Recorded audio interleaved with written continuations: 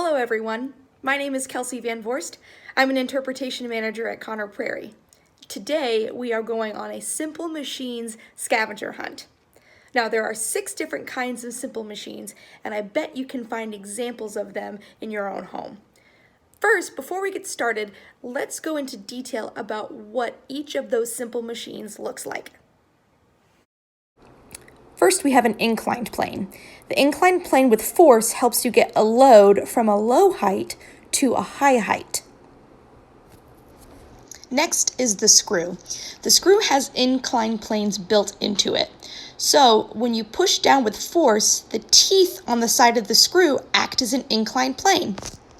Next is a wedge. The wedge is a very simple machine. There's 2 points of force, an input and an output. I'll show you a good example of what a wedge looks like. Now here's a lever. The lever is my favorite simple machine. When the load is pressed down with gravity, it forces the other side up, but that can be switched. The other side will go up if there's force pushing down on the other side. That's thanks to this little fulcrum right here. Next is wheel and axle. The wheel is just a wheel with a hole in the middle, and the axle goes through the hole, and the force causes the wheel to go round and around the axle. Last but not least is a pulley. The pulley is really neat. When one side is weighted down, it should push the other side up, but if you pull down on that side, it will raise the other side up.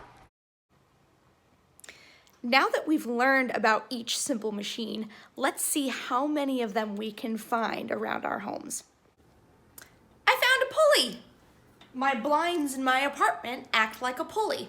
The pulley mechanism is up at the top, so when I pull down on this string, it raises the blinds up. A pulley! I found a wedge. This is a shelf that I have in my sunroom. It's got all my board games on it. When I got this shelf, it was a little bit wobbly, so I put shims underneath the legs so it wouldn't wobble anymore. Here's what those shims look like. See them right there? When you push in on the shim, it lifts up the part of the shelf that is uneven so it doesn't wobble on the floor anymore. A doorstop can act like a wedge as well, but I'm weird and I don't have any doorstops in my apartment, but I do have lots of shims. Pizza for dinner tonight? You might need this simple machine to help you out. A pizza cutter. It's a good example of a wheel and axle.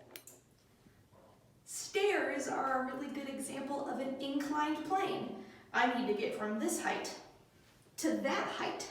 So the inclined plane and the force of my body moving up can help me get from a low height to a high height. Thanks, inclined plane. A good example of a lever that you might have in your house is a hammer. Now, kids, get your parents' permission before you go and get the hammer from your toolbox. But a hammer, especially the head of the hammer and this part called the claw, act as a really good lever. I need to remove this nail, so I put the claw of the hammer into the nail. The part of the hammer that's touching the wall is that fulcrum that we talked about. Now when I pull down on the handle of the hammer, that acts like a lever, so this other side is going to go up and remove the nail. Just like that.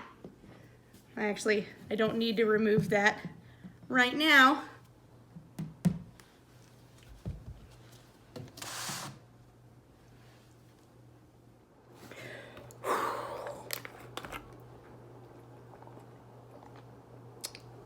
My water bottle has a screw.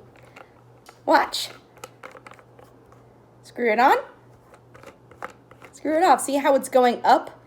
And you've got the grooves on the top of the water bottle mouth right there. Stay hydrated. That was a lot of work finding all those different simple machines in my apartment. I'm pretty tired. Are you, Daphne? See how many more examples of simple machines you can find in your home. And comment back. Maybe you'll surprise us.